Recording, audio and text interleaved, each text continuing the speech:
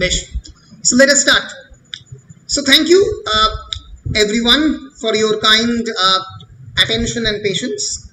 This is probably my 5th class on literary theory or DSE 3, and I was reading with you structuralism, specifically post-structuralism, which is recommended in your syllabus. Now, I have already talked about structuralism, about the basic definition and scope of this structuralism. I've introduced you with words like signifier, signified, with synchrony and diachrony, with paradigm and syntagm. So basically, structuralism is a kind of interdisciplinary subject which belongs to anthropology, literature, semiotics. It's an interdisciplinary subject in its outset. And at the same time, it tries to read the world through its structures. গোটা পৃথিবীর বিভিন্ন ধরনের অংশকে তার গঠনতান্ত্রিক যে structure, যে গঠনতান্ত্রিক তার যে এক ধরনের পর্যালোচনা, সেটা কিন্তু স্ট্রাকচারালিজম করে, তার গঠনের উপরে ডিপেন্ড করে। কিন্তু অনেক ক্ষেত্রেই যেটা স্ট্রাকচারালিজমের মূল মুশকিলের জায়গা, it is very much mathematical in nature, অঙ্কের মতো কাজ করে। এই যে অনেকটা সায়েন্স বা বিজ্ঞানের মতো করে সাহিত্যকে দেখা বা সমাজ বিজ্ঞানকে দেখা, এর ফলে বিভিন্ন ধরনের সমস্যা তৈরি হয়, যে সমস্যাগুলোর ফলে কিন্তু পোস্ট স্ট্রাকচারালিজমের জন্ম হচ্ছে। তাহলে আমরা যেটা করবো এই ক্লাসে, সেটা হচ্ছে যে মানে কিভাবে স্ট্রাকচারালিজম থেকে পোস্ট স্ট্রাকচারালিজমের জন্ম হলো, সেই বিষয়টা নিয়ে আমরা একটু আলোচনা করব, করে তারপরে পোস্ট স্ট্রাকচারালিজমের ফিচার নিয়ে আসব। যেটা বিষয় সেটা হচ্ছে যে what are the limitations of structuralism. Structuralism actually broke away with the conventional literary criticism in many ways. যেটা conventional literary criticism মানে সাহিত্যকে যেভাবে লোকে দেখে, সেখান থেকে কিন্তু স্ট্রাকচারালিজম অনেকটাই বেরিয়ে এসেছিল। Its preoccupation with language was, as we have seen, radical in its implications. Radical মানে revolutionary, কিরকম? But it was at the same time a familiar obsession of the academics. পরবর্তীকালে যেটা হয় সেটা হচ্ছে একাডেমিক্সে মানে একাডেমিক আলোচনাতে স্ট্রাকচারালিজম কেবলমাত্র ভাষাতাত্ত্বিক আলোচনায় পরিণত হয়। স্ট্রাকচারালিজম প্রথমবার বলে যে ভাষাকে বেশি করে গুরুত্ব দিতে হবে, and language is different from the reality. কিন্তু এর ফলে যে প্রশ্নগুলো অনেকে তুলতে আরম্ভ করে, সেগুলো হচ্ছে হোয়াট অ্যাবাউট পলিটিক্স? তাহলে রাজনীতির কি হবে? কারণ রাজনীতি কিন্তু এমন একটা জিনিস which is very much connected with our society. প্রত্যেক মুহূর্তে আমাদের সোসাইটি কিন্তু রাজনীতি দ্বারা পরিচালিত। এবার এই যে beat politics, beat resistance, beat revolution, বিপ্লব, রাজনীতি, এইগুলোকে তাহলে তুমি কিভাবে ব্যাখ্যা করবে? শুধুমাত্র ভাষা দিয়ে ব্যাখ্যা করবে? পারবে না তো। What political conditions themselves determine this extreme foregrounding of the language itself? কোন রাজনৈতিক ঘটনা যেটা এই ল্যাঙ্গুয়েজকে এত প্রাধান্য দিল, এই নিয়ে প্রথমবার প্রশ্ন করতে শুরু করা হয়। এই স্ট্রাকচারালিজমের সঙ্গে আর একটা স্কুল, তাকে নিউ ক্রিটিসিজম বলে নিউ ক্রিটিসিজম। নিউ ক্রিটিসিজম যেটা প্রথমবার বললো সেটা হচ্ছে যে একটা টেক্সটে new criticism, John Crowe Ransom এটা প্রথম শুরু করেন ক্রিটিসিজম, CISM। তিনি বলেন language is essentially autotelic in nature. Auto এই শব্দগুলো একটু শিখে রেখে দাও, AUTO, অটোটেলিক, TELIC। অটোটেলিক মানে হচ্ছে which has its ability to stand on its own feet. ধরো আমি বললাম যে Arpita is autotelic in nature বা পৌলমী ইজ অটোটেলিক। অটোটেলিক মানে যারা নিজেরা নিজেদের সবকিছু তৈরি করতে পারবে, সংসার, জীবন নিজেরাই একাই পারবে, আর কারোর সাহায্য লাগবে। ল্যাঙ্গুয়েজও তাই। স্ট্রাকচারালিস্টে বললো language is essentially autotelic in nature. ল্যাঙ্গুয়েজকে ল্যাঙ্গুয়েজ দিয়ে ইন্টারপ্রেট করতে হবে, ল্যাঙ্গুয়েজের অন্য কারোর সাহায্য লাগে না। কিন্তু আদৌ কি লাগে না? ল্যাঙ্গুয়েজের কি সোসাইটির সাহায্য লাগে না? স্ট্রাকচারালিজমের এই যে নোশন যে language is different from the reality, এইটা নিয়ে অনেকে প্রশ্ন করতে আরম্ভ করলো। what had happened to the concept of literature as a social practice? আমরা জানি literature is basically a social practice, সমাজ থেকেই এসছে, not a form of production which was not necessarily exhausted by the product itself. Structuralism literature কে একটা product হিসেবে দেখতে আরম্ভ করলো, যেটা সবসময় সাহিত্য নয়, সাহিত্য is always a social practice. এই সমস্ত প্রবলেম থেকে পোস্ট স্ট্রাকচারালিজমের জন্ম হতে আরম্ভ করলো। এর ফলে স্ট্রাকচারালিজম আস্তে আস্তে ব্যাকসিট নিতে আরম্ভ করলো একাডেমিয়াতে। স্ট্রাকচারালিজমের রাইজ হয় যদি আমরা দেখতে পারি 1916 প্রথম সাসুর বলল, স্ট্রাকচারালিজমের রাইজ খুব ভীষণভাবে হতে আরম্ভ করলো 1950s-এ, 1920s থেকে 50s-এ বিরাট রাইজ হলো। 60s-এর পর থেকে আস্তে আস্তে রাইজটা কমতে আরম্ভ করলো। 1967-এ এক ভদ্রলোক, তার নাম হচ্ছে জাক দেরিদা, যার কথা একটু পরে বলবো, তিনি একটা বিখ্যাত বই লেখেন, একটা এসে লেখেন, structure, sign and the play in the human sciences. 1967-এ অনেকে বলে এই লেখার মধ্যে দিয়ে স্ট্রাকচারালিজমের মৃত্যু হয় এবং পোস্ট স্ট্রাকচারালিজমের জন্ম হয়। তাহলে আমরা যদি স্ট্রাকচারালিজমের ইম্প্যাক্ট দেখি, তাহলে আমরা দেখতে পাবো 1920s-এর আগে এরকম একটা বিলিফ ছিল যে literary work is basically a closed system. সাহিত্যের একটা লেখা, ধরা যাক be it the novel of Dickens or the writing of the Shakespeare, it is a closed system. It cannot be interpreted by many authors or by many readers. বিভিন্ন পাঠক কিন্তু একটা লিটারেচারের লেখার বিভিন্ন এক্সপ্লেনেশন তিনি কিন্তু দিতে পারেন না, মানে অতটা গুরুত্ব কিন্তু পাঠককে দেওয়া হতো না। 1920s-এর পরবর্তীকালে কিন্তু এই Literary work as a close system, সেই ধারণা থেকে লোকে বেরিয়ে আসতে আরম্ভ করে। এবং পোস্ট 1960s-এর সিচুয়েশনে there becomes a new word, যে নিউ ওয়ার্ডটা তোমরা এখন শুনছো খুব, সেটা হচ্ছে text. What is the meaning of the text? Text মানে কি? Anyone, any idea? টেক্সট মানে যদি জিজ্ঞেস করি কেউ বলতে পারবে? পাঠ্য, মানে বিষয়বস্তু, আমরা তো পাঠ্য বলেই জানি। পাঠ্য যেটা আমরা পড়তে পারি, বিষয়, কোন একটা বিষয়, রাইট, কিন্তু সেটা যেটা আমরা পড়তে পারি, যেটা তোমরা ব্যাখ্যা করতে পারো। শুধুমাত্র এই বইটা একটা টেক্সট নয়। ফর এক্সাম্পল আমি যদি বলি যে দিস ইজ মিস্টার পান্ডে's book of the constitutional law of Big India. It's a famous book. It is a text. At the same time, এই মোবাইল ফোনটাও একটা টেক্সট, তোমার বাজারের থলিও একটা text, because it can be interpreted. A timetable is a text, যার প্রত্যেকটা শব্দে মিথ্যে কথা লেখা থাকে, তার কারণ কোনোদিনই ট্রেন ঠিক সময় চলে না। ফলে লিটারেচারের বা সাহিত্যের বা হিস্ট্রির পার্সপেক্টিভ প্রথমবার টেক্সটের ধারণার দিকে নিয়ে যাওয়া হয় পোস্ট স্ট্রাকচার, এই স্ট্রাকচারালিস্ট ক্রিটিসিজমের মধ্যে। পোস্ট স্ট্রাকচারালিজম সেটাকে আরো অন্য লেভেলে নিয়ে যায়। ফলে Literary work before the 1920s was a close system.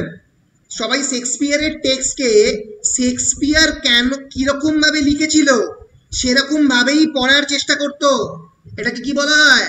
এটাকে বলা হয় অথারিয়াল ফ্যালাসি, AUTHORIAL, অথারিয়াল ফ্যালাসি, বা যেটাকে বলা হয় ইন্টেনশনাল ফ্যালাসি। অথার কি দিক দিয়ে বা শেক্সপিয়ার কি ভেবে ম্যাকবেথের ক্যারেক্টারটাকে লেখার চেষ্টা করেছিল, লোকে সেটা নিয়ে ভাবতে আরম্ভ করতো, কিন্তু সেটা একজন ক্রিটিকের বা একজন রিডারের মেন অবজেক্টিভ নয়। এর ফলেই যেটা ঘটে, যেটা আমরা পরে পোস্ট স্ট্রাকচারালিজম আলোচনা করবো, রলা বার্থের একটা বিখ্যাত এসে যার নাম হচ্ছে death of the author. Death of the author মানে লেখকের অপমৃত্যু। লেখকের অপমৃত্যু মানে কি? The corollary of the birth of the reader. যখন প্রথমবার পাঠকের জন্ম হবে, পাঠকের ইচ্ছার উপরে নির্ভর করবে পাঠদান বা একটা লিটারারি ওয়ার্কের নেচার।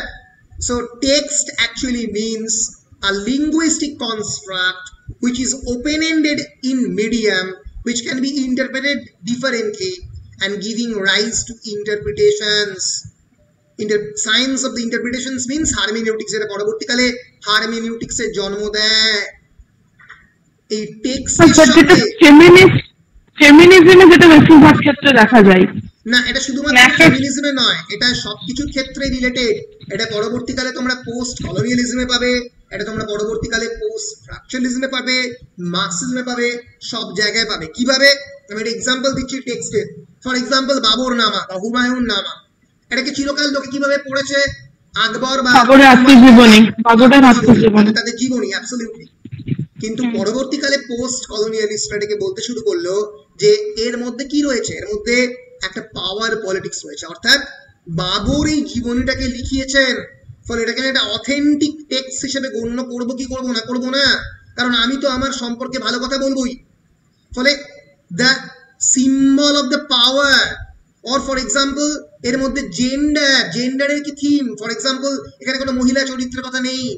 ফলে সেই সময়কার সোসাইটি ন্যাচারালি খুবই পেট্রিয়ার্কাল ছিল, এটা ফেমিনিস্টরা বলবে। পাওয়ারের কথা পোস্ট কলোনিয়ালিস্টরা বলবে।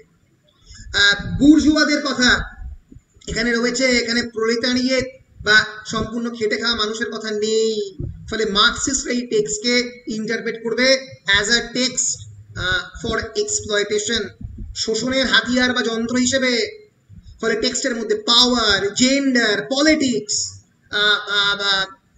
তার সঙ্গে সঙ্গে প্রলেতারিয়েটদের ইস্যু, এইগুলো ইমার্জ করতে আরম্ভ করলো।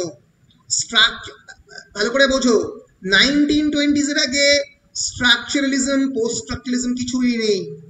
যেটা ছিল তাকে বলা হতো লিবারাল হিউম্যানিজম, যেটা অক্সফোর্ড, কেমব্রিজ থেকে সব জায়গাতে প্র্যাকটিস করা হতো, মানবতাবাদ। কিন্তু সেই মানবতাবাদে কোন ধরনের মানুষকে ডিল করা হতো সেটা নিয়ে একটা বড় ধরনের প্রশ্ন হতে পারে, কারণ এটা বলতে পারে সবাই যে so called white male centric academia, মানে সাদা চামড়ার পুরুষ মানুষদের নিয়ে যে একাডেমিয়া ডিল করতো, লিবারাল হিউম্যানিস্ট। এখন এটা গালাগালির পর্যায়ে প্রায় চলে গেছে। এটা ছিল প্রি 1920s লিটারারি ওয়ার্ক। সেখান থেকে 1960s এ যখন স্ট্রাকচারালিজমের অ্যাডভেন্ট হলো প্রথমবার, তখন আমরা একটা টেক্সট হিসেবে দেখতে আরম্ভ করলাম লিটারারি ওয়ার্ককে বা হিস্টোরিক্যাল ওয়ার্ককে। It's a linguistic construct which can be interpreted variously. It can be interpreted multifariously by many people. It is open-ended in idiom, giving rise to a host of interpretations, and hence it belongs to the field of the hermeneutics. Post-structuralism যেটা করলো, টেক্সটের মধ্যে power, gender, politics, issue of feminism, এই সব কিছুকে ঢুকিয়ে ফেলতে আরম্ভ করলো। ফিলোসফি, মেটাফিজিক্স, এগুলো কি পরে আলোচনা করব। এর ফলে পোস্ট স্ট্রাকচারালিজমের যে মূল প্রশ্ন ছিল toward structuralism, it is essentially politics, যে পলিটিক্যাল পাওয়ার গেম বা জেন্ডার রিলেটেড গেম, এই ধরনের প্রশ্নগুলো কোথায়? তুমি শুধুমাত্র ভাষাতাত্ত্বিক আলোচনা করছো, লিঙ্গুইস্টিক আলোচনা করছো, বাকি আলোচনাগুলো কোথায়? এর ফলে পোস্ট স্ট্রাকচারালিজমের কাছে text is not only a piece of the literature, anything can be text, a laptop can be text, a railway time table can be text, a pen can be text, anything can be text. বুঝতে পেরেছো? ফলে টেক্সটের ধারণা 1960s এর ফলে সম্পূর্ণরূপে বদলে গেল, এবং সেখান থেকেই অ্যাডভেন্ট হলো প্রথমবার পোস্ট স্ট্রাকচারালিজমের। আমরা একবার দেখে নেবার চেষ্টা করব যে পোস্ট স্ট্রাকচারালিজমের ডেফিনিশনটা কি। বলো, কিছু বলবে কেউ? স্যার হারমেনিউটিক্স যেটা বুঝিয়েছেন এটা একটু বুঝতে পারলাম না। হারমেনিউটিক্স মানে হচ্ছে the field of the study of the interpretations, এমন একটা ফিল্ড যার মানে হচ্ছে বিভিন্ন টেক্সটের যেটা ব্যাখ্যা করে। যখনই লিটারারি ওয়ার্ক থেকে টেক্সট হচ্ছে তখনই তো বিভিন্ন ব্যাখ্যা হচ্ছে। Literary work is a close system যার মাল্টিপল ইন্টারপ্রিটেশনস পসিবল নয়। শেক্সপিয়ার যেমন করে একটা টেক্সটকে ইন্টারপ্রেট করেছেন সেভাবেই দেখছি, কিন্তু টেক্সট মিন্স আমি একটা ওয়ার্ডকে আমার মতো করে ইন্টারপ্রেট করতে পারি। ফর এক্সাম্পল, অনির্বাণ ভট্টাচার্য যদি তোমরা কেউ অথই দেখে থাকো, বাংলা একাডেমিতে দেখবে যে ওথেলো থেকে অথই একজন মাঝি, অথই জলের মধ্যে সে একটা মাঝির চরিত্র অভিনয় করছে, কিন্তু শেক্সপিয়ারের ওথেলো থেকে ইন্সপায়ার্ড। যদি তোমরা কেউ ওমকারা দেখে থাকো, তোমরা ওমকারা দেখেছো কেউ? বিশাল ভরদ্বাজের ওমকারা সিনেমা দেখেছো? দেখোনি? আজকে প্রথম নামগুলো শুনলাম, ভাবতেই পারছি না। বিশাল ভরদ্বাজের ওমকারা ওমকারা শুনেছি, ওমকারা জানি, জানা জানি স্যার। আমি মানে উচ্চারণটি বুঝতে পারিনি, Vishal Bhardwaj. Omkara, this is the cinema, 2006 cinema, যেখানে অজয় দেবগন অভিনয় করেছিল এবং তার সঙ্গে সঙ্গে আমাদের অভিনয় করেছিল সাইফ আলী খান এবং বিবেক অভিনয় ছিল। সাইফ আলী খান কারিনা কাপুর ছিল, একটা স্পেশাল প্রাইজ পেয়েছিল। অ্যাবসলিউটলি, হ্যাঁ কারিনা কাপুর, এটা পুরো ওই গানগুলো অ্যাওয়ার্ড পেয়েছে প্রত্যেকটা। হ্যাঁ, এটা পুরোটাই কিন্তু ওথেলোর অ্যাডাপ্টেশন। মানে এখানে ওথেলো বলে যে ক্যারেক্টারটা শেক্সপিয়ারের, he was the Moor of the Venice. সে ভেনিসের মুর, একজন কালো চরিত্র। পুরো নাটকটা জুড়ে Othello is being oppressed for his racial origin, কোন রেস থেকে বিলং করছে সে, তার জন্য। সে একজন আফ্রো আমেরিকান, তার জন্য। এবং এই পুরো যে সিনেমাটা, এটা কিন্তু মানে দেখানো হয়েছে যে অজয় দেবগন এখানে একজন দলিত প্রজাতির মানুষ, সেখান থেকে তার রাইজ হয়েছে। বলে বুঝতে পারছো, একটা ব্রিটিশ রেশিয়াল অরিজিন থেকে আমরা কিন্তু দলিত ইন্ডিয়ান কনটেক্সটে এই নভেলটাকে এক্সপ্লেন করা হচ্ছে। বিশাল ভরদ্বাজের আরো একটা খুবই বিখ্যাত সিনেমা, বলো বিখ্যাত সিনেমা, ইরফান খান অভিনয় করেছিল, মকবুল। মকবুল দেখেছো তোমরা কেউ? ম্যাকবেথের অ্যাডাপ্টেশন দেখা উচিত। 2003 সালের বিখ্যাত সিনেমা, ইরফান খান ম্যাকবেথের চরিত্র অভিনয় করেছিল। ইন্ডিয়ান কনটেক্সে সিচুয়েটেড ম্যাকবেথ। এই যে টেক্সট আর ক্লোজ টেক্সট সিস্টেম থাকছে না, টেক্সট অথরের হাতের বাইরে বেরিয়ে যাচ্ছে। ডানকানের চরিত্র অভিনয় করেছিল পঙ্কজ কাপুর, অসাধারণ, সাহিদ কাপুরের বাবা। এবং ব্রিলিয়েন্ট, অ্যাবসলিউটলি ব্রিলিয়েন্ট অ্যাক্টিং করেছিল আমাদের টাবু, এবং টাবু করেছিল লেডি ম্যাকবেথের চরিত্রে। এবং ব্রিলিয়েন্ট অ্যাবসলিউট অ্যাক্টিং করেছিল আমাদের ইরফান খান। এর ফলে টেক্সটের ধারণাটা কিন্তু বদলে যাচ্ছে। যে কোনো একজন অথর সেই টেক্সটটাকে এনে তার সোশিও পলিটিক্যাল কালচারের মধ্যে লোকেট করে নিজের মতো করে ইন্টারপ্রেট করছেন টেক্সটটাকে। শেক্সপিয়ার শুধুমাত্র ব্রিটিশদের সম্পত্তি নয়, তাদের একার হাতে আর শেক্সপিয়ার নেই, বেরিয়ে গেছেন। It is subjected to multiple literary, cinematic and dramatic adaptations. এটাই তৈরি করছে পোস্ট স্ট্রাকচারালিজম। আমি কি বোঝাতে পারছি? এটাই হচ্ছে হারমিনিউটিক্স, মাল্টিপল ইন্টারপ্রিটেশনস। বলো, বুঝতে পেরেছো? হ্যাঁ স্যার। বেশ স্যার, বলছি আপনি কোন জায়গাটা একটু পড়াচ্ছেন বলবেন আপনার ম্যাটেরিয়ালসে? একটু পেজটা বলবেন? না, আমি এরকম ভাবে পড়াচ্ছি না।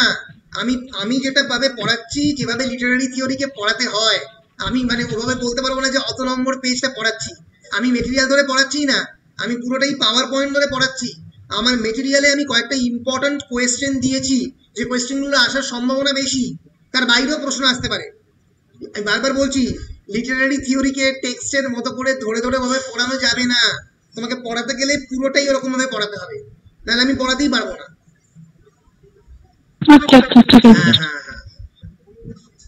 মানে যেরকম ভাবে তুমি মানে কোন একজন স্যারকে বলতে পারবে না অঙ্ক পড়াতে গেলে বা অন্য কিছু পড়াতে গেলে, স্যার আপনি মানে এই টেক্সটের কোন অঙ্কটা কষে দিলেন, কারণ সে তো যে কোনো ধরনের প্রশ্ন পরীক্ষা আসতে পারে। ফলে আমাকে লিটারারি থিওরি পড়াতে গেলে পুরো মানে আইডিয়াটা কিভাবে বলতে হবে, নাহলে তুমি বুঝতে। হ্যাঁ, ওটাই আমাদেরকে দিয়েছে বর্ধমান ইউনিভার্সিটি লাস্ট দুটো পেপারে, খুব ভালো দিয়েছে জিনিসটা। পড়তে হবে, কিছু করার নেই। যাই হোক, পরবর্তীকালে তো তোমাদেরকে পড়তেই হবে, তার জন্য আগে থেকে পড়ে রাখাই ভালো। তো বেশ, এমএতে এগুলো আছে? এমএতে আছে, এমএতে একটা বড় অংশ জুড়ে আছে। এমএতে আরো অন্যরকম থিওরি ঢুকেছে, আগে তো এমএতেই ছিল, এখন এমএতে পুরোটা ঢুকেছে। এবং নেটে তো একটা বড় অংশ এখান থেকেই প্রশ্ন আসে, প্রচুর প্রচুর, মানে এত কোশ্চেন আছে বলার বাইরে। প্রায় 60-70% আমি দেখছিলাম আমি কোশ্চেন থেকে প্রশ্ন আসে। কনসেপ্ট বিল্ডিং না করলে কোয়েশ্চেনের উত্তর দিতে পারবে না। যাই হোক, এগিয়ে যাচ্ছি। পোস্ট স্ট্রাকচারালিজমের ডেফিনেশনটা আমি একটু দেওয়ার চেষ্টা করছি এবার। So while structuralism is basically belongs to the field of the linguistics, it basically discusses about linguistics. Post structuralism কিন্তু is a field of philosophy, দর্শন থেকে জন্ম। এই দুটো হচ্ছে বেসিক দুটো difference between structuralism and post structuralism, যেটা আমি পরবর্তীকালে আলোচনা করব What's the basic difference between structuralism and post-structuralism? Post-structuralism is a term for philosophical, theoretical and literary forms of theory that both build upon and reject ideas established by structuralism. যেটা স্ট্রাকচারালিজমের উপরে তৈরি করা, যার ফাউন্ডেশনস, কিন্তু at the same time স্ট্রাকচারালিজমের যে mathematical এই scientific ওয়েতে একটা টেক্সটকে ইন্টারপ্রেট করা, এটাকে পোস্ট স্ট্রাকচারালিজম রিজেক্ট করছে। কেন? Because post structuralism is much more closely related with post modernity, with post modernism. মাথায় রাখতে হবে মডার্নিজমের সঙ্গে অনেকটাই structuralism associated, while post structuralism historically associates itself with post modernism. উত্তরাধুনিকতা কি বলছে? For example waiting for Godot is a post modern text. প্রথমবার বলছে that everything is absurd, that language fails to capture the reality, language fails to communicate with one another। যেটা structuralism বলছে যে language communicate করতে পারে, ল্যাঙ্গুয়েজের মাধ্যমে ভাষাতে আমরা একে অপরের সঙ্গে কথা বলতে পারি। পোস্ট স্ট্রাকচারালিজম বলছে না, হয় না। কিভাবে হয় না সেটা পরবর্তীকালে থিঙ্কারদের কাজগুলো দেখলে বুঝতে পারবে। পোস্ট স্ট্রাকচারালিজম বলছে ভাষার মাধ্যমে কথা বলা সম্ভব নয়, কারণ ভাষার যে ফাউন্ডেশনস সেটাই স্টেবল নয়। এই যে সাসুর বলেছেন that the relation between signifier and the signified is arbitrary, এখান থেকেই কিন্তু পোস্ট স্ট্রাকচারালিজমের জন্ম। পোস্ট স্ট্রাকচারালিস্ট বলছে আরবিট্রারি হওয়ার পরে একটা সিগনিফায়ারের তো অনেক মানে হতে পারে, মাল্টিপল মানে। আমি এটা বলছিলাম আগের দিন যে অর্পিতা তো সার্বভৌমত্বের মানে, বা পৌলমীর কাছে দেশপ্রেমের মানে তো অন্য রকম। ডিফারেন্ট টাইপস অফ দেশপ্রেমস, ডিফারেন্ট টাইপস অফ পেট্রিয়টিজম, বলে তুমি একটা ছাতার মধ্যে আনলে কিভাবে? এইখান থেকেই পোস্ট স্ট্রাকচারালিজমের জন্ম, which is going beyond the structures, স্ট্রাকচারের বাইরে তার ধারণা যখন তৈরি করছে তখনই হচ্ছে পোস্ট স্ট্রাকচারালিজম। বুঝতে পারছো? হ্যাঁ sir. So though post structuralism all present different critics of the structuralism, common themes among them include the rejection of the self-sufficiency of structuralism, as well as an interrogation of the binary opposition that constitutes structure. Very important words. Post-structuralism tries to interrogate the binary oppositions that constitute structures. Binary opposition means good, evil, good, bad. আমি বলছিলাম আগের দিনকে যে opposite absolutely opposite structuralism কি করে? structuralism কি বলেছিল? that language is basically a system without positive terms. It's basically a system of differences without positive terms. অর্থাৎ যদি তোমাকে বড়র আইডেন্টিটি ডেভেলপ করতে হয় তাহলে আগে ছোটর আইডেন্টিটি বলতে হবে, তাই তো? যেটা আমি আগের দিন প্যারাডাইমে বোঝাচ্ছিলাম যে হভেল, হার্ট, স্কাই স্ক্র্যাপার, ডগ, মানে যতক্ষণ না তুমি স্কাই স্ক্র্যাপারের আইডিয়া বোঝাতে পারবে ততক্ষণ তো তুমি কোনোদিনই মানুষকে একটা হাউসের আইডিয়া বা প্যালেসের আইডিয়া তো বোঝাতে পারবে না, কারণ তাহলে মানে ডেফিনেশনটাই তো দাঁড়াবে না, ভেঙে পড়বে। যতক্ষণ না তুমি বলছো একটা দেশে লোয়ার মিডল ক্লাস এবং আপার ক্লাস আছে ততক্ষণ তো তুমি বলতে পারবে না সেই দেশে ক্যাপিটালিস্ট আছে কিনা, কারণ পুয়ার না থাকলে তো রিচ থাকবে না। এই যে বাইনারি অপোজিটস, যে কোনো একটা আইডিয়াকে ভ্যালোরাইজ করা বেশি করে, পাওয়ারফুল অ্যান্ড নন পাওয়ারফুল, তার মধ্যে পাওয়ারফুলকে বেশি গুরুত্ব দিচ্ছ তুমি যে মুহূর্তে পাওয়ারফুল বলছো। পোস্ট স্ট্রাকচারালিস্টরা বলছে লিঙ্গুইস্টিক্যালি ন্যাচারালি তুমি পাওয়ারফুলদের বেশি গুরুত্ব দিচ্ছ।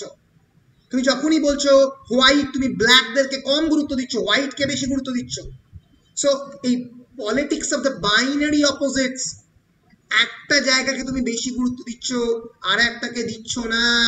তুমি যখনই বলছো যে তুমি ঈশ্বরে বিশ্বাস করছো, তুমি যারা ঈশ্বর নেই মানে মানে নাস্তিক, আস্তিক নাস্তিক, যে মুহূর্তে তুমি উচ্চারণ করছো তুমি নাস্তিকদের গুরুত্ব দিচ্ছ না, তুমি আস্তিকদের দিচ্ছ। এখানেই পোস্ট স্ট্রাকচারালিজমের আপত্তির জায়গা। বলছে বাইনারি অপোজিশনকে আন্ডু করতে হবে, ডিকনস্ট্রাক্ট করতে হবে, ভেঙে ফেলতে হবে। এই ভেঙে ফেলা থেকেই পোস্ট স্ট্রাকচারালিজমের জন্ম। Structuralism is a modernist product.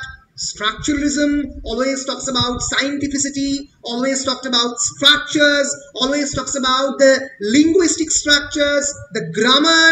Post-structuralism talking about philosophy, কারণ philosophy সবসময় uncertainty কথা বলে, linguistics solutionের কথা বলে, philosophy non-soluble entity কথা বলে। ফিলোসফিতে কোনো সলিউশন তো নেই, সবই তো আনসার্টেনটি, অনিশ্চিত পৃথিবী। ফলে পোস্ট স্ট্রাকচারালিজম আমাদের অনেক বেশি অনিশ্চয়তার দিকে নিয়ে যাচ্ছে। Post structuralism is a product much more of the post modernity, and while modernism talked about a fragmentation, a lamentation, যেটা এলিয়েট করছে, গোটা পৃথিবী ধ্বংস হয়ে যাচ্ছে, এলিয়েটের প্রচন্ড মনের মধ্যে দুঃখ হচ্ছে। কিন্তু বেকেট, স্যামুয়েল বেকেট একজন পোস্ট মডার্ন, দুঃখ যন্ত্রণা সবকিছুর বাইরে চলে গেছেন।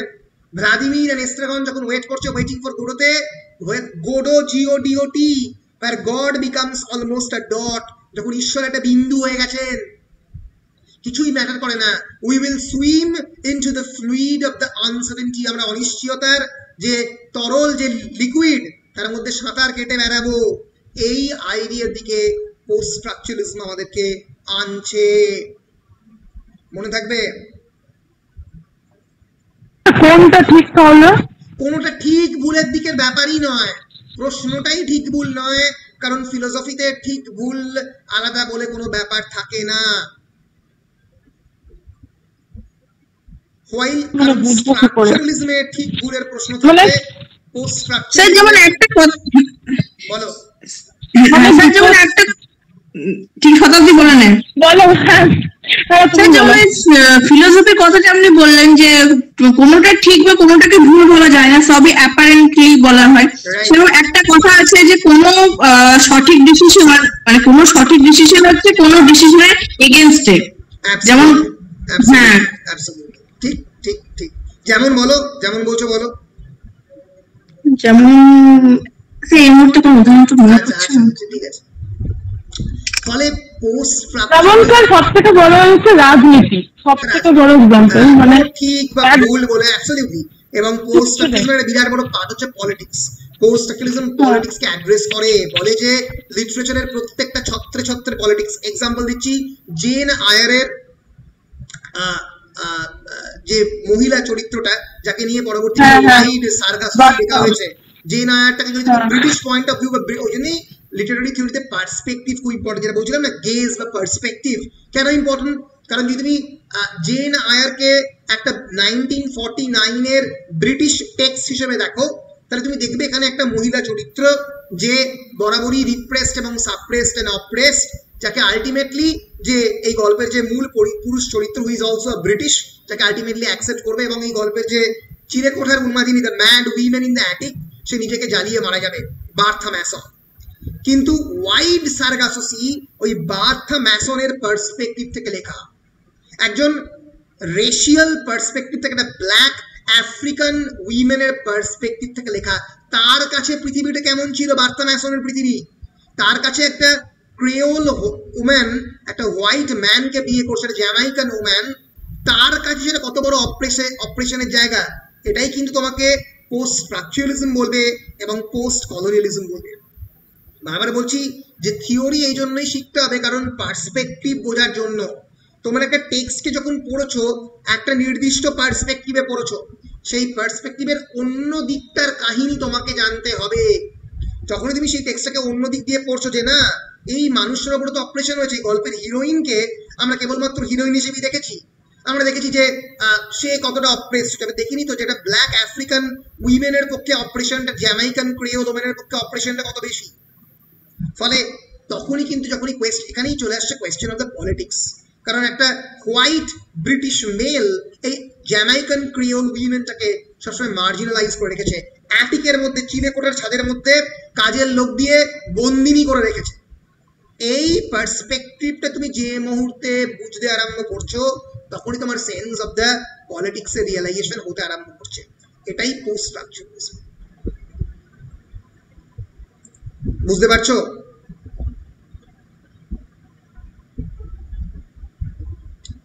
বলো বুঝতে পারছো কি? হ্যাঁ স্যার পাচ্ছি। বেশ। So while structuralism proposes that one may understand human culture by means of structure modeled on language, যেটা প্রত্যেকে বলছে, সাসুর বলছে, ক্লাউড লেভি-স্ট্রাউস বলছে যে একটা স্ট্রাকচারকে যখন তুমি স্টাডি করবে, একটা কালচারকে তুমি তাহলে বুঝতে পারবে। ফর এক্সাম্পল, তুমি যদি tribal society of the Santals or Santal study করো, তাদের প্রত্যেকটা সোসাইটির কম্পোনেন্টকে স্টাডি করলে তুমি তাদেরকে, তাদের সেক্সুয়াল হ্যাবিট, তাদের কালচারাল হ্যাবিট, তুমি ওই ম্যাথামেটিক্যাল মডেলের মতো স্টাডি করো, তুমি হয়তো এক ধরনের স্ট্রাকচার পাবে। কিন্তু পোস্ট স্ট্রাকচারালিস্টরা বলছে এই ধরনের ম্যাথামেটিক্যাল মডেলিং করে, এই ধরনের শুধুমাত্র ল্যাঙ্গুয়েজের ওপর বেস করে একটা কালচারকে বোঝা সম্ভব নয় পুরোপুরি। কিছুতেই ম্যাথামেটিক্যাল আইডেন্টিটির মধ্যে দিয়ে কালচারকে ডিফাইন করা যায় না। So while structuralism proposes that one may understand human culture by means of a structure modeled on language, and that this understanding differs from concrete reality from the abstract ideas by proposing instead a third order that mediates between the two, তারা বলছে structuralism যে language is different from the reality, বাস্তব থেকে আলাদা। কিন্তু post structuralist critic might suggest that to build meaning out of such an interpretation, one must assume that the definitions of these signs are both valid and fixed. এর ফলে post structuralist প্রথম বললো যে আমি ধরে নিই যে স্ট্রাকচারালিস্ট ঠিক, তাহলে এই যে এক একটা সাইন যার উপরে বেস করে এক একটা চিহ্ন, ধরা যাক রাস্তা দিয়ে যাওয়ার চিহ্নটা একটা চিহ্ন যেটা তুমি সহজে ইন্টারপ্রেট করতে পারবে যে এটা মানে হচ্ছে রাস্তাটা সামনে ক্লোজ। কিন্তু সমস্ত কালচারাল সাইন তো এক নয়। আমি যে সমাজ থেকে বড় হয়েছি সেই একই সমাজ তো অন্য কোনো বাড়ির সমাজ নয়, আলাদা সোসাইটিতে হতেই পারে। এর ফলে এই কালচারাল সাইনটার যে একটাই মানে সেটা আমি বুঝবো কেমন করে? এর ফলে স্ট্রাকচারালিস্টরা এটা ধরে নিচ্ছে one must assume, falsely assume, that the definitions of these signs are both valid and fixed. এই সমস্ত যে চিহ্নগুলো, এগুলোর মানেগুলো প্রত্যেকটা ভ্যালিড এবং ফিক্স করে রাখা হচ্ছে, তা তো নয়। সবসময় এগুলোর সাইনগুলোর মানে ভ্যালিড এবং ফিক্স নয়। And that the author employing structuralist theory is somehow above and apart from these structures they are describing so as to able to wholly appreciate them. এবং ধরা যাক যখন লেভি-স্ট্রাউস কোনো একটা ট্রাইবাল আফ্রিকান ব্রাজিলিয়ান লোকের বাড়িতে গিয়ে থাকছে, তিনি নিজেকে এখান থেকে আলাদা রাখছেন, হি ইজ সামহাউ ডিসোসিয়েটিং দেম। ফলে তিনি তো তার সঙ্গে অ্যাসোসিয়েট করছেন না, মিশছেন না, পুরোপুরি একটা কালচারাল ক্রিটিক হিসেবে বাইরে থেকে দেখার চেষ্টা করছে। এখান থেকে এই স্ট্রাকচারাল মডেলের প্রশ্নটা নিয়ে প্রশ্ন তুলতে আরম্ভ করলেন পোস্ট স্ট্রাকচারালিস্টরা। The rigidity, tendency to categorise and intimation of universal truths found in structuralist thinking is then a common target of the post-structuralist thought. তাহলে কি লিমিটেশন? এক নম্বর হচ্ছে the rigidity of the structuralism. rigid মানে that which is monolithic, যেটা নড়ে না, ভাঙে না, চড়ে না, পাথরের মতো, monolithic in nature. So the first limitation of the structuralism is that it is rigid, R-I-J-I-D-G-I-D. It is monolithic in nature, monolithic, like almost a stone, which cannot be altered, or almost the mathematical science. আমাদের cultural studies mathematical science হতে পারে না। এটা হচ্ছে প্রথম স্ট্রাকচারালিজমের এগেনস্টে post স্ট্রাকচারালিস্টদের criticism. Second কি? Tendency to categorise. এই যে বলছি বারবার, এটা হচ্ছে সিগনিফায়ার, এটা সিগনিফাইড, এটা প্যারাডাইম, এটা syntagm, axis of selection, axis of combination.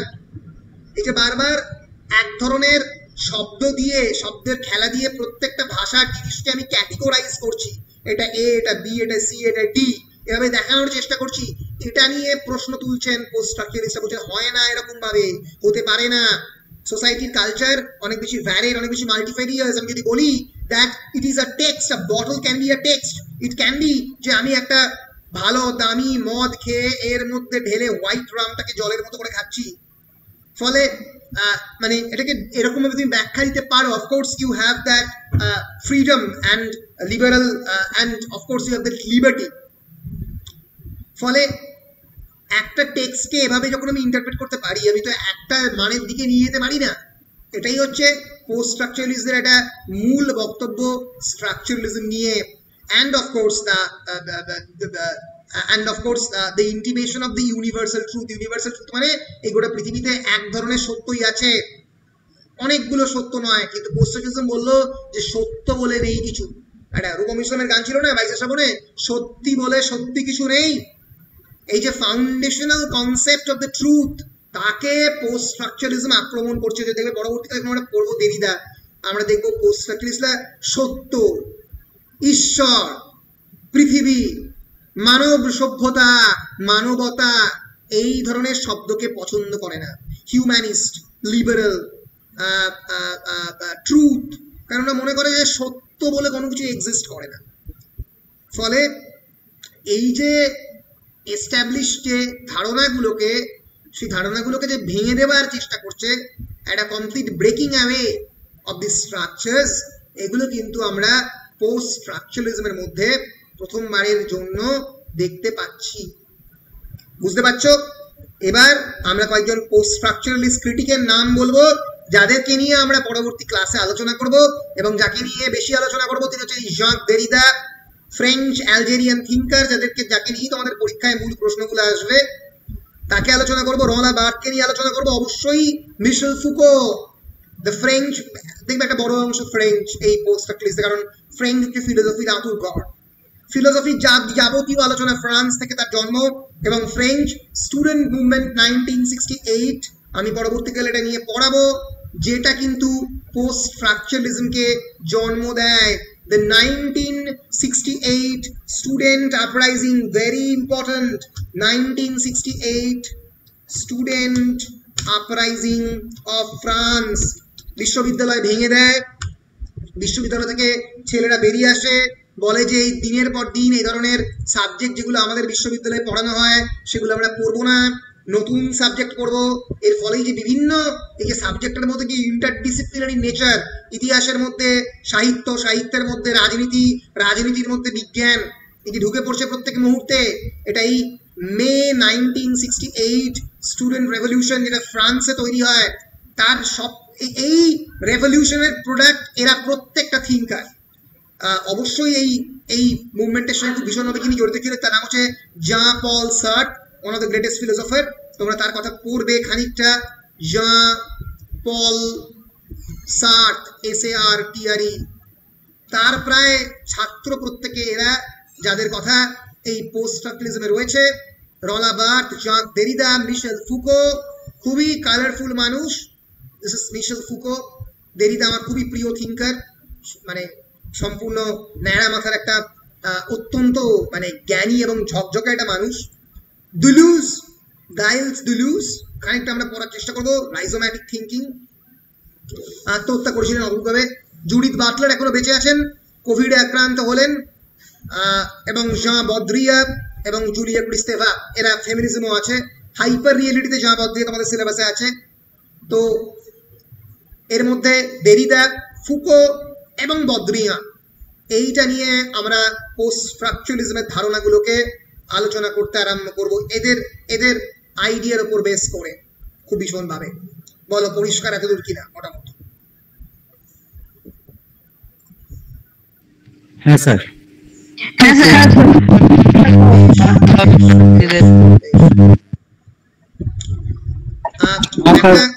বলো, কেউ কিছু বলছো? বলো, কেউ কিছু বলছো? স্যার ওই কি বলে পোস্টের, হ্যাঁ স্যার বলছি পোস্টের সেই একটা ইয়েতে ছিল না, বেলিন্ডার যে ড্রেসিং টেবিলটাতে ছিল, ওই জায়গাটাতে সেই বাইবেল, মানে সব জিনিসটা এক, সব জিনিসগুলো সব জিনিসটা এক জায়গায় চলে এসেছে, মানে ওর সাথে সবটাই এক জায়গায় হয়ে গেছে। তো এই ইয়েটার সাথে, মানে এই কনসেপ্টের সাথে ওটা খুব মিল পাচ্ছি, মানে সবটা যেন এক জায়গায় হয়ে গেছে। এবং তারপর এটাই হয় মে 1960 রেভলিউশনের পরে, যে মানে ফ্রান্সের ইউনিভার্সিটিতে চাকরি দেওয়াটাই অন্যরকম হয়ে যায়। মানে যে টিচার সারা জীবন লিটারেচার নিয়ে পড়েছে, তাকে কালচারাল স্টাডিজ জানতে হবে। তোমরা জানো এখন তোমাদের বর্ধমান বিশ্ববিদ্যালয়ের ইংলিশ ডিপার্টমেন্ট, তার নাম হচ্ছে department of cultural studies and literature. যাদবপুরে ফিল্ম স্টাডিজ ডিপার্টমেন্টের জন্ম। ফলে মানে এই যে লিটারেচারের মধ্যে ট্রান্সলেশন স্টাডিজ, ফিল্ম স্টাডিজ তোমাদেরকে পড়তে হচ্ছে, এই যে প্রত্যেকটা সাবজেক্টের সঙ্গে একটা subject essentially related, inextricably interrelated হচ্ছে, এটা কিন্তু এই মে 1968 স্টুডেন্ট রেভলিউশনের ফলেই এটা জন্ম হচ্ছে। এবং এরই প্রোডাক্ট হচ্ছে দেরিদা, ফুকো, এরা সবাই। উচ্চারণগুলো মাথায় রাখবে, ফ্রেঞ্চে ডয়ের উচ্চারণ হয় না, ফলে ডেরিডা নয়, অনেকে ডেরিডা বলে, ইট ইজ দেরিদা। ওকে, দেরিদা, ফৌকোল্ট নয়, FOUCAULT নয়, ফুকো, মিশেল ফুকো। গাইলস, ডিলয়েস নয়, দুলুজ, জিল দুলুজ, দয়স্যৌ লয় জকলা বর্গের চ, দুলুজ, মনে থাকবে। যা বাউড্রিয়াল্ড নয়, বদ্রিয়া, BAUDRILLARD উচ্চারণ হবে না, তাহলে জাক, ফ্রেঞ্চ জ্যাকুস বলে উচ্চারণ হয় না, Jacques, Jacques Derrida, Michel Foucault, Gilles Deleuze and Jean Baudrillard, actually Julia Kristeva নয়, হুলিয়া ক্রিস্তেভা, মনে থাকবে। নামগুলো খুব কঠিন, মনে রাখতে হবে, বানানগুলোকে এভাবে মনে রাখতে হবে, কারণ পরবর্তীকালে বিভিন্ন জায়গাতে এদেরকে কোট করতে হবে, এদেরকে নিয়ে লিখতে হবে। মানে বানান এবং নাম, কত সালে জন্ম, কত সালে মৃত্যু, এদের মেন কন্ট্রিবিউশন কি, তাই নিয়ে এদের উইকিপিডিয়াতে যে আর্টিকেলগুলো, এগুলো দেখে ফেলতে হবে। আমি তো এগুলোকে নিয়ে সেপারেটলি আলাদা আলোচনা করবোই, কিন্তু তোমাদেরকেও দেখে ফেলতে হবে। আমি এর পরের পোস্ট স্ট্রাকচারালিজমে ক্লাসে ঢোকার আগে আমি যে বেসিক জিনিসগুলো একটু আলোচনা করে নেব, সেটা হচ্ছে কেমন করে পোস্ট স্ট্রাকচারালিজমের জন্মটা হচ্ছে, জাস্ট একবার দেখে নেব, আর difference of structuralism and post স্ট্রাকচারালিজমটা বলে আজকের ক্লাস শেষ করব। এর পরের দিনের ক্লাসে আমরা ডাইরেক্টলি দেরিদাকে দিয়ে শুরু করব, মানে থিঙ্কারদের নিয়ে আলোচনা শুরু করব। এবার আমরা তো পড়লাম স্ট্রাকচারালিজম, পোস্ট স্ট্রাকচারালিজম, কিন্তু পোস্ট স্ট্রাকচারালিজমের জন্মটা কোন জায়গা থেকে হচ্ছে, অরিজিন পয়েন্টটা কোন জায়গা থেকে, আমি বলেছি অলরেডি, আর একবার জাস্ট দেখিয়ে দিচ্ছি। ধরা যাক সাসুর প্রথমবার বললো that there is no necessary connection between signifier and the signifier. What is signifier? Signifier is the sound image. Cat এর ক্ষেত্রে cat, এই যে sound and image, এটা যে signifier, and signified is the concept or the meaning. For example, in English, sheep is animal and mutton is the meat. তাই তো, mutton বলতে শুধুমাত্র শিপের যে মাংসটা তাকে বোঝায়, আর শিপ হচ্ছে অ্যানিমেলটা। French has only one word for both the signifier, mutton. ওর কোনো অ্যানিমেলদের জন্য আলাদা করে কিছু বলার নেই। সো এর ফলে যেটা হয়, it is as though the various languages carve up the world of things and ideas into different concepts. বিভিন্ন ভাষা তার যে ওয়ার্ল্ডটা, সেটাকে বিভিন্ন কনসেপ্টে ভাগ করে নিজেদের মতো করে তৈরি করেছে। এর ফলে পোস্ট স্ট্রাকচারালিস্ট থট প্রথমবার যেটা ডিসকভার করছে, it has discovered essentially the unstable nature of the signification. যে language is essentially unstable in nature, এটা কোনো স্টেবল ফাউন্ডেশনের উপর বেস করে নেই, আনস্টেবল, যে কোনো সময় নড়ছে। and sign is not much a unit with two sides as a momentary fix between two moving layers. যেরকম বলেছিল সাসুর যে a sign can be divided into two parts, one is signifier, one is signified, এভাবে mathematically divide করা যায় না, এটাই প্রথমবার post স্ট্রাকচারালিস্টরা বলল। So having established language as a total system independent of the physical reality, Saussure tried to retain a sense of the sign's coherence. সাইনের যে harmony, তার যে কোহেরেন্স, সেটাকে রিটেন করার চেষ্টা করেছিল, কিন্তু পোস্ট স্ট্রাকচারালিস্টরা বলল এসব ঢপের কীর্তি ছাড়ো। Whenever you are reading a text, whenever you are living in a society, you are constantly in a moment of motion, in a moment of dynamism. এর ফলে তুমি কখনোই ধরতে পারবে না, you are unable to catch the butterfly. তুমি ওই প্রজাপতিটাকে ধরে বন্দি করে কাঁচের বাক্সের মধ্যে যেরকম ভরতে পারো, সেটা ভরতে পারবে না এখানে, কারণ সোসাইটিকে এভাবে এত সহজে ভরা যায় না, গেলে অনেক কিছু হয়ে যেত। সোসাইটি সায়েন্স নয়।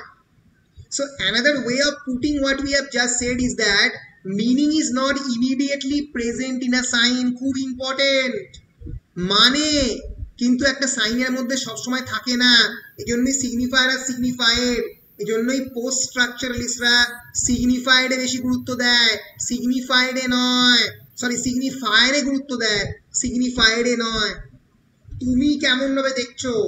Meaning system is always subjective in nature, since the meaning of a sign is a matter of what the sign is not. এটা পরের ক্লাসে আরো বলবো, এটা একটু কঠিন কনসেপ্ট। একটা সাইনের মানে হচ্ছে a sign what is not, সেই সাইনটা যেটা নয়। অর্থাৎ আমি যে মুহূর্তে বলছি rat sat gat mat rat, এর মানেটা কি? মানে হচ্ছে ক্যাট, মানে হচ্ছে ক্যাট ব্যাট থেকে আলাদা। মানে অর্থাৎ বিড়ালকে দেখতে তো ব্যাটের মতো নয়। একটা ব্যাট কি? যেটা বিড়াল নয়, যেটা ল্যাপটপ নয়, যেটা গ্রাফিক ট্যাবলেট নয়, যেটা পেন নয়। ফলে একটা বস্তুর আইডেন্টিটিকে এস্টাবলিশ করতে গেলে তোমাকে 10টা বস্তুর যে আইডেন্টিটি নয়, এটা এটা যে 10টা বস্তু নয় সেটা তোমাকে প্রুফ করতে হচ্ছে। এর ফলে এটা পরবর্তীকালে দেরিদা বলবে, its meaning is always in some sense absent from it too। ফলে আসলে যে ক্যাট মানে একটা চার পেয়ে লোমোলা জন্তু, সেটা তুমি সবসময় তোমার মনের মধ্যে আসছে, কিন্তু এটা আফ্রিকানের মনের মধ্যে নাও আসতে পারে। ফলে তার মানেটা সবসময় সেই সাইনের মধ্যে নেই প্রথিত। Meaning if you like is scattered or dispersed along the whole chain of the signifier, মানেটা এই সিগনিফায়ারের মধ্যে বিভিন্নভাবে disperse. It can not be easily nail down, এটা তো সহজে একটা জায়গাতে রেখে আবদ্ধ করা যায় না। It is never fully present in any sign alone, এটা কেবলমাত্র একটা সাইনে পুরোপুরি প্রেজেন্ট নেই। And reading a text is more like tracing this process of constant flickering than it is counting the beads of a necklace. একটা টেক্সটকে পড়া মানে you are constantly counting this signs, এই প্রত্যেকটা যে চিহ্ন, এই চিহ্নের মধ্যে কি কি নেই সেগুলোকে নিয়ে তুমি ভাবছো, রাদার দ্যান একটা নেকলেসে কটা মুক্ত রয়েছে সেটাকে খোঁজার থেকে অনেক কঠিন একটা টেক্সট পড়া মানে। যে মুহূর্তে তুমি ভারতের সংবিধান পড়ছো, তুমি প্রশ্ন করছো যে ভারতের সংবিধানের ধর্ম নিরপেক্ষ কথাটা নেই কেন প্রথমবার। তুমি প্রশ্ন করছো ভারতবর্ষের সংবিধান রিটেন কনস্টিটিউশন, কিন্তু রিটেন কনস্টিটিউশন হওয়া সত্ত্বেও ভারতবর্ষের কনস্টিটিউশন কেন আমেরিকার মতো স্ট্রং ফেডারালিজম নেই। এই ধরনের প্রশ্নগুলো তোমাদের মাথার মধ্যে আসছে যে কোনো টেক্সট, আমি জাস্ট সংবিধানের এক্সাম্পল দিচ্ছি। ফলে এত সহজে কোডিং করে স্ট্রাকচারালিজমের মতো করে একটা টেক্সটকে পড়া যাবে না, প্রত্যেকটা অ্যাবসেন্ট সাইন তার মধ্যে রয়েছে। সো দেয়ার ইজ অলসো, কেন কনস্টিটিউশনে 370 বা আলাদা করে কাশ্মীরকে একটা স্পেশাল স্টেট হিসেবে পারমিশন দেওয়া হয়েছে, কেন সংবিধানে বাইরেও বেশ কিছু রাইট কাশ্মীর আলোচনা, কাশ্মীর প্রথম থেকে এনজয় করছে। এটা জানতে গেলে তোমাকে ইতিহাস জানতে হবে। এটা জানতে গেলে তোমাকে জানতে হবে যে হরি সিং প্রথমবার ভারতবর্ষের পার্ট হতে চায়নি, ইন্ডিপেন্ডেন্ট রাষ্ট্র হিসেবে জম্মু এবং কাশ্মীর এক্সিস্ট করতো। পরবর্তীকালে সর্দার বল্লভভাই প্যাটেল একটা ট্রেটির মাধ্যমে কাশ্মীরকে প্রথমবার এলো, এর ফলেই আর্টিকেল 370 জন্ম। ফলে এই বিষয়গুলো না জানলে, সংবিধানে যেগুলো লেখা নেই হিস্ট্রিতে লেখা আছে, এইগুলোকে না জানলে তুমি যেরকম ভাবে সংবিধান পড়তে পারবে না, সেরকম ভাবে সংবিধান তুমি পড়ে বুঝতে পারবে না যদি তুমি কনস্টিটিউয়েন্ট অ্যাসেম্বলি বা সংবিধান খসড়া রচনার কমিটির ডিবেট গুলো না পড়ো। প্রায় 2000-3000 পাতার ডিবেট রয়েছে, the debate of the constituent assembly. ফলে এই বিষয় টেক্সটের বাইরে অনেক কিছু থাকে। So reading a text is more like tracing this process of constant flickering, absent sign, যে সাইনগুলো নেই তার কথা। When I read a text, I read a sentence, the meaning of it is always somehow suspended, তার মানেটা সবসময় suspended আছে, কোনো না কোনোভাবে ধরতে পারছি না। Something deferred or still to come, যেন কনস্ট্যান্টলি মানেটা দূরে দূরে সরে যাচ্ছে, ধরতে পারছি না। এটা নিয়ে পরে আরো ভালো করে বলবো, there is a difference যখন আলোচনা করবো কেন এটা। One signifier relays me to another, একটা সিগনিফায়ার আর একটা সিগনিফায়ারের দিকে নিয়ে যাচ্ছে। আমি আমার একটা নিজের মতো করে সিগনিফায়ার নিতে যাচ্ছি, কিন্তু একজন জাপানিজ বা একজন মালয়ালাম সেই সিগনিফায়ারে নাও যেতে পারে। আমি যখন বঙ্কিমচন্দ্রের কোনো একটা উপন্যাস পড়ছি, একজন ধরো যাক বঙ্কিমচন্দ্রের আমরা পড়ছি আনন্দমঠ, যে মুহূর্তে একজন মালয়ালাম, যেটা মালায়ালি, যে সে ইংরেজি ভাষায় ট্রান্সলেটেড আনন্দমঠ করছে, তার কিন্তু নোশন অফ দ্য ন্যাচারালিজম একেবারেই আলাদা হচ্ছে। So one signifier relates to me to another and that to another. Earlier meanings are modified by the later one. আগের মানে বর্তমান মানে দ্বারা postponed হচ্ছে, replaced হচ্ছে, and although the sentence may come to an end, the process of language itself does not. Language এর process অন্যরকম হচ্ছে। কিন্তু স্যার বলো, গীতাঞ্জলিটা যখন ইংলিশে ট্রান্সলেট হয় তখন তো সেটার মানে পাল্টে যায়নি না? আহা, এখানেই তো একটা টেক্সট মাল্টি লেয়ার কিনা তার ডিপেন্ডেন্স। অনেক টেক্সটে মানে পাল্টে যায় না, অনেক টেক্সটে যায় সম্পূর্ণভাবে। এবার তুমি এটা একটা পার্সপেক্টিভ থেকে বলছো, গীতাঞ্জলি যদি একটা ফর এক্সাম্পল ইসলাম মনোভাবাপন্ন একটা মানুষ পড়ে বা একজন খ্রিস্টান হোয়াইট মেল পড়ে, সে কিভাবে দেখবে গীতাঞ্জলিকে, সেটা তুমি বুঝছো কেমন করে? তার কনসেপ্ট অফ গড আর বৈদিক ভারতবর্ষের গড তো সম্পূর্ণ আলাদা। এটা তুমি রবীন্দ্রনাথের খুব কাছাকাছি একজন মানুষ, তুমি জন্মেছো বীরভূমে, তুমি বিশ্বভারতীর ছোঁয়া তোমার মধ্যে আছে, সেখান থেকে তুমি যেভাবে দেখছো রবীন্দ্রনাথকে, আর রবীন্দ্রনাথকে অন্য একটা সাহেবের মানুষ যখন পড়বে, তার ধারণা অফ দ্য ট্রান্সেন্ডেন্ট বৈদিক গড ইজ কমপ্লিটলি ডিফারেন্ট। ফলে এটাকে এই একটা পার্সপেক্টিভ থেকে বলা খুব মুশকিল। ফলে অরিজিনাল মানে বলে কিছু নেই, সবই হচ্ছে ডেফার্ড মানে। ক্যাট মে মিন আ ফারি ফোর লেগ ক্রিচার। ক্যাট মানে একটা গালাগালো হয়, আমেরিকান ইংলিশ হয় ম্যালিশিয়াস পারসন। আর নটেড হুইপ কে ক্যাট বলে। Cat can be also an American. Horizontal beam for raising a ships anchor, তাকেও ক্যাপ বলে, তাকেও ক্যাট বলে। একটা শিপের যে অ্যাঙ্কার, তার যে জাহাজের যে নোঙ্গর, সেটা হরাইজন্টাল বিম, তাকেও ক্যাট বলে। আর সিক্স লেগ ট্রাইপড কেও ক্যাট বলে, আর শর্ট টেপার্ড স্টিক কেও ক্যাট বলে, and so on. But even when it just means a furry four-legged animal, this meaning will never quite stay the same from the context to context. context to context এ শুধুমাত্র চার পেয়ে লোমশ জন্তু বলতে cat বোঝানো হবে না। একটা খারাপ মানুষ, a knotted whip, an American, a horizontal beam for raising a ship's anchor, এই সব কিছুতে ক্যাট বলা যেতে পারে যে কোনো কনটেক্সটে। The signified will be altered by the various chains of the signifiers in which it is entangled. সিগনিফায়ারের চেনের মধ্যে, শৃঙ্খলের মধ্যে সিগনিফায়েড মাঝে মাঝে পাল্টে যাবে, পাল্টাতে বাধ্য। মানে বলে কিছু হয় না, এই পৃথিবীতে সবই অনিশ্চিত। সেখান থেকেই পোস্ট স্ট্রাকচারালিজমের জন্ম।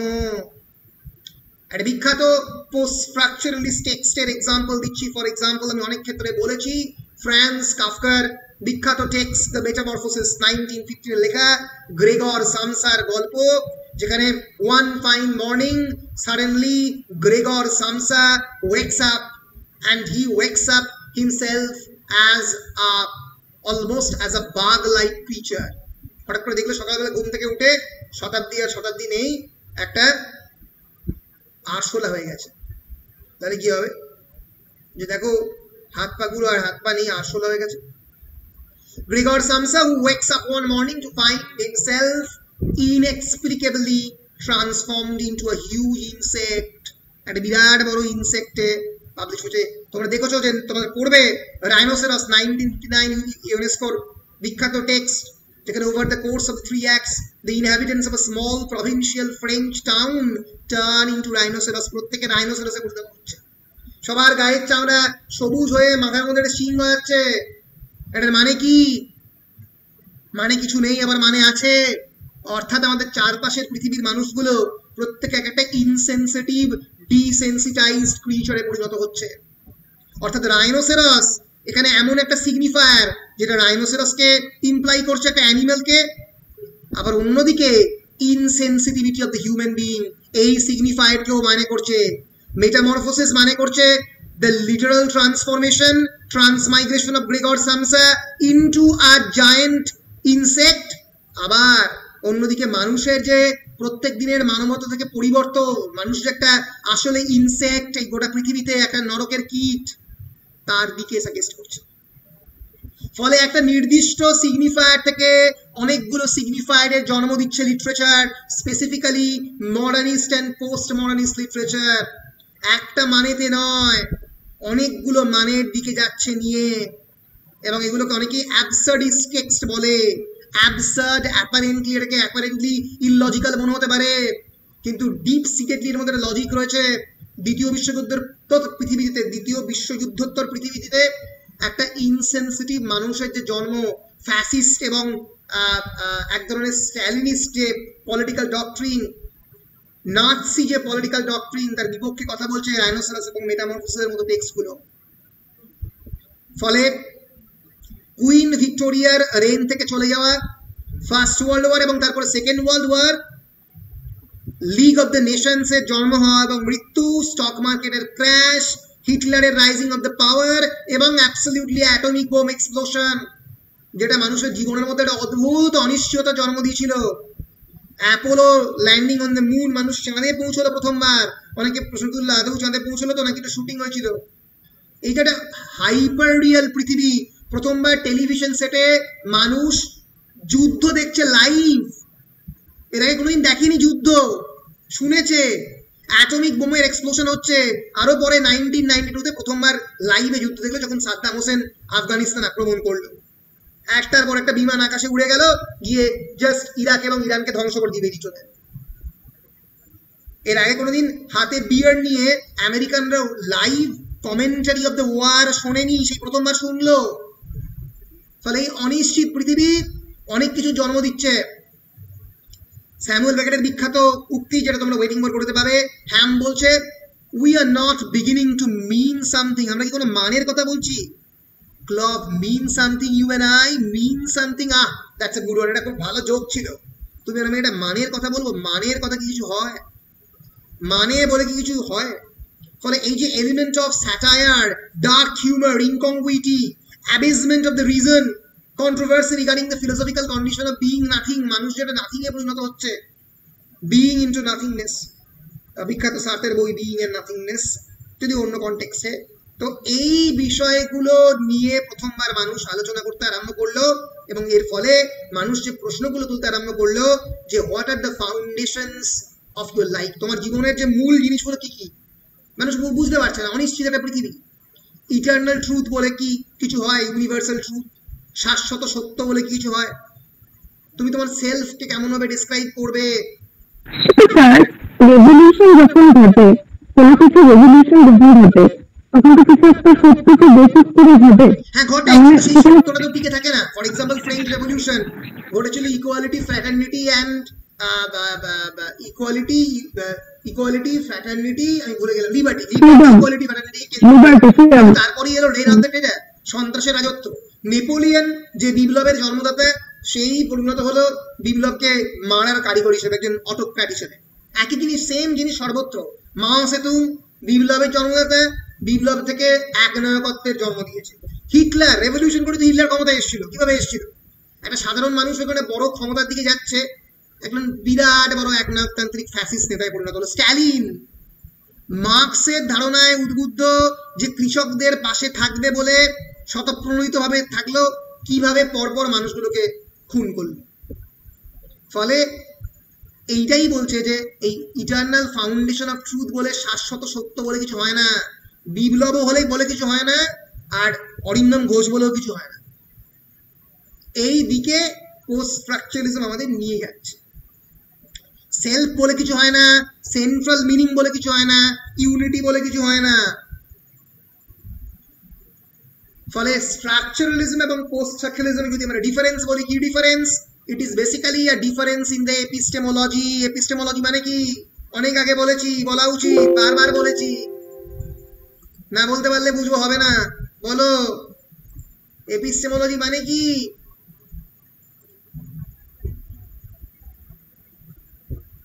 বলো। এই তো খালি ভুলে যাচ্ছ জ্ঞান তত্ত্ব। তুমি কোন পার্সপেক্টিভ থেকে? এপিস্টেমোলজি মিন্স জ্ঞান তত্ত্ব, your foundations of knowledge or knowledge science. and ontology মানে কি? ontology মানে হচ্ছে the study of the being, সত্তা তত্ত্ব। Epistemology, ontology। তুমি যে যুগে থাকছো তার এপিস্টেমোলজি কি? it's an age of the internet, it's an age of the data science. সেই এজের এপিস্টেমোলজি, তার পার্সপেক্টিভে তার জ্ঞান তত্ত্ব ডিপেন্ড করে। ফলে প্রত্যেকটা জায়গার জ্ঞানতাত্ত্বিক যে দৃষ্টিভঙ্গি সেটা বিভিন্ন কনটেক্সটে, হিস্টোরিক্যাল কনটেক্সটে বা সিচুয়েশন ওয়াইজ ডিফার করবে। ফর এক্সাম্পল, স্ট্রাকচারালিজম এবং পোস্ট্রাকচারালিজমের যে জ্ঞানতাত্ত্বিক ডিফারেন্স সেটা কি? Structuralism derives ultimately from linguistics, যেটা বলেছি। Linguistics is a discipline which has always been inherently confident about the possibility of establishing objective knowledge. Linguistics সবসময় objective knowledge, real truth এর দিকে যায়। It believes that if we observe accurately, collect data systematically and make logical deductions, then we can reach reliable conclusions about language. We can create scientific explanations of language. এই জন্যই structuralism এতটা scientific, confidently scientific in nature, because it believes a method, একটা system believe করে, and reason as being able to establish reliable truth. Structuralism যেহেতু ভাষা তত্ত্ব থেকে জন্ম, এটা একটা রিলায়েবল ট্রুথ এস্টাবলিশ করতে চায়, সত্য হয়।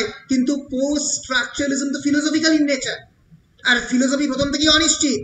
Philosophy is a discipline which has always tended to emphasize the difficulty of achieving secure knowledge about things. জ্ঞানের কোনো সিকিউর নলেজ হয় না। নিটশে বিখ্যাত বলেছিল, there are no facts, only interpretation. তথ্য বলে কিছু হয় না, শুধু ব্যাখ্যা হয়। So philosophy as a subject is from the very beginning skeptical in nature, questions the foundations of the truth from the very beginning, and usually undercuts and questions the commonsensical notions and assumptions. Its procedures often begin by calling into question what is usually taken for granted as simply the way things are. যা চলে আসছে তাকে নিয়ে প্রশ্ন তোলে পোস্ট্রাকচারালিজম।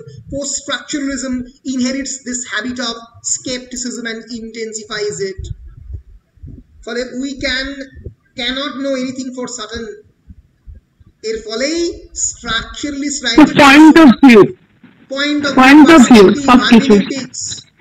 So structuralist writing tends towards abstraction and generalization, খুব বেশি করে abstract হয়, অনেক বেশি তাকে ধরা যায় না, generalized হয়। কিন্তু post structuralist writing by contrast অনেক বেশি ইমোটিভ হয়। ইমোশন থাকে, দেরিদের লেখার মধ্যে পোয়েট্রি আছে, দুরুদের লেখার মধ্যে পোয়েট্রি আছে। এবং ল্যাঙ্গুয়েজের অ্যাটিটিউডে বিরাট বড় পার্থক্য। Structuralist accept that the world is constructed through language. পৃথিবী ভাষা দিয়ে তৈরি, ভাষা দিয়ে পৃথিবী ভাষাকে তৈরি করেনি, ভাষা পৃথিবীকে তৈরি করেছে। Attitude to language, structuralists accept that the world is constructed through the language. But by contrast, post-structuralism is much more fundamentalist in insisting upon the consequences of the view that in effect reality is itself textual. Text থেকে জন্ম, সবকিছু related text.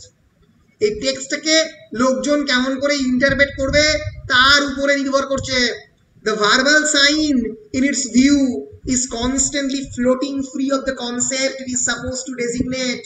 এই verbal সাইনগুলো, তোমাদের কাছে যে চিহ্নগুলো সাঁতার কেটে বেড়াচ্ছে নদীর বুকে কথা বলার মতো, সেই সাঁতার কাটা চিহ্নগুলোকে তুমি তোমার মতো করে কেমন করে ইন্টারপ্রেট করবে সেটা তোমার ব্যক্তিগত ব্যাপার। Thus, post-structuralist way of speaking about language involves a rather obsessive imagery based on liquid. সবসময় লিকুইড নিয়ে কথা বলে। Signs float free of what they designate. Meanings are fluid and subject to constant slippage. পিছলে যাচ্ছে সবকিছু। Post-structuralism is sweeping over a linguistic liquid নিয়ে কথা বলে। তাহলে ধরা যাচ্ছে না, পিচ্ছিল পৃথিবীতে সবকিছুকে নিয়ে প্রশ্ন তুলছে। পোস্ট স্ট্রাকচারালিজম আর কি করছে? We are not fully in control of the medium of language. আমরা ভাষার নিয়ন্ত্রণ পুরোপুরি করতে পারছি না। and so meanings can be planted in set places. আমি আগের দিন বলছিলাম যে someone's terrorist can be someone's freedom fighter. কারুর স্বাধীনতা যোদ্ধা কারুর কাছে টেররিস্ট হতে পারে। আমাদের বিনয় বাদল দিনের স্বাধীনতা যোদ্ধা ব্রিটিশদের কাছে টেররিস্ট, তোমার কাছে একজন কাশ্মীরি আতঙ্কবাদী তাদের কাছে, কারুর কাছে আল কায়দার কাছে স্বাধীনতা যোদ্ধা। ফলে এই 100% একটা মিনিং এর কাছে আসা সম্ভব নয়। Thus words are always contaminated by their opposites. ওয়ার্ডের মধ্যে সবসময় কন্টামিনেশন, তারা সবসময় অশুদ্ধ হয়ে আছে, কারণ তারা অপোজিট দ্বারা এক্সপ্লেন হচ্ছে। হিস্ট্রির মধ্যে সিচুয়েটেড একটা ট্রাবলসাম হিস্ট্রির মধ্যে দিয়ে ওয়ার্ডের মানে ঠিক হচ্ছে, এটা নিয়ে পরবর্তীকালে আমরা দেরিদাকে নিয়ে যখন আলোচনা করব তখন আলোচনা করব। So for example a seemingly innocent word like guest, guest মানে কি? গেস্ট মানে কি? অতিথি, তাই তো? হ্যাঁ, আমাদের কাছে গেস্ট শব্দটা এসছে এটিমোলজিক্যালি কগনেট উইথ হোস্টেস। হোস্টেস মানে হচ্ছে হোস্টাইল, যারা নেয়, শত্রু। অ্যাবসলিউটলি, যারা হোস্ট নেয় সেখান থেকে আসতে পারে। thereby inadvertently manifesting the always potentially unwelcome status of the guest. গেস্টকে স্ট্রেঞ্জার বা আগন্তুক হিসেবে দেখা, গেস্ট যে খারাপ ভাবে মানুষকে ডিল করতে পারে, শত্রু হতে পারে, সেখান থেকে গেস্টের জন্ম। ফলে যে কোনো একটা শব্দের জন্ম থেকে আমরা বুঝতে পারবো শব্দের সঠিক একটা কনক্লুশন বা ব্যাখ্যায় আসা সম্ভব নয়। Linguistic anxiety then is a keynote of the post-structuralist outlook. ভাষাকে নিয়ে সবসময় সন্দিহান, টেনশন, এটাই post-structuralistরা দেখেছে। and post-structuralists are very much radical, revolutionary in nature. They distrust very notion of the reason. তারা যুক্তিকে, তর্ককে, তার বেসিক ফাউন্ডেশনকে ডিস্ট্রাস্ট করে, বলে যে যুক্তি বলে কিছু হয় না, যুক্তি আবার কি? and the idea of the human being as an independent entity. মানুষ বলে কোনো ধারণা তারা বিশ্বাস করে না। বিশ্বাস করে মানুষের ধারণা অন্যান্য বিভিন্ন ধারণা, অ্যানিমাল, মিনারেল, এগুলোর উপরে ডিপেন্ডেন্ট। মানুষ বলে কিছু ধারণা জানতে গেলে আগে কোনটা মিনারেল, আগে কোনটা লোহা, আগে কোনটা ভেজিটেবল, আগে কোনটা গড, আগে কোনটা অ্যাঞ্জেল, সেটা জানতে হবে, তারপরে তো মানুষ, তাই না?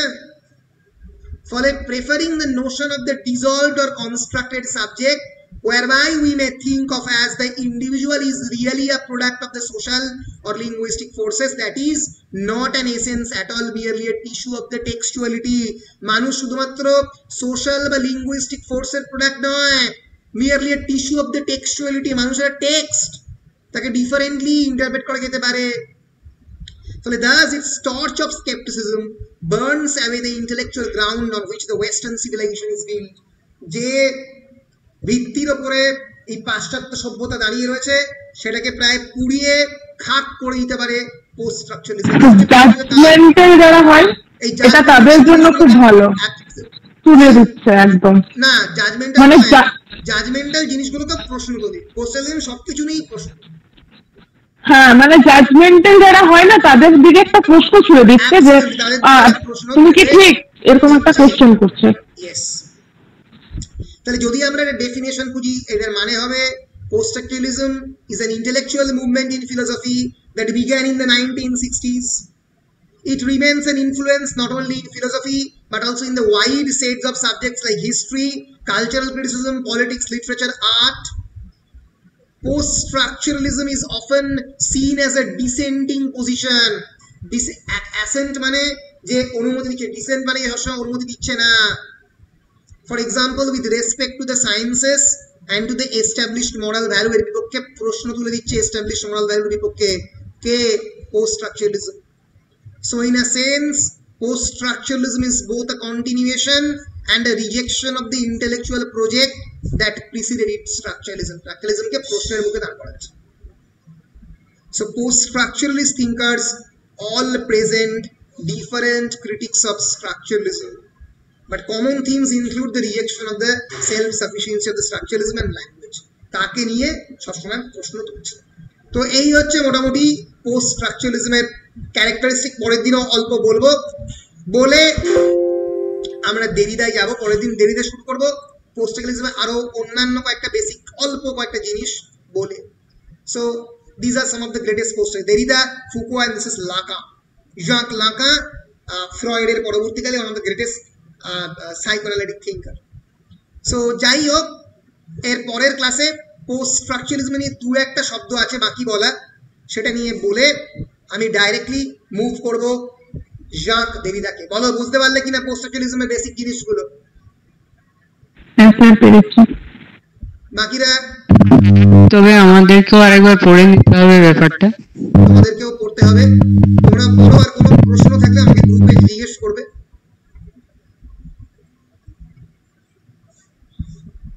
একদম ঠিক আছে, তাহলে শেষ করছি নাকি? হ্যাঁ স্যার। তাহলে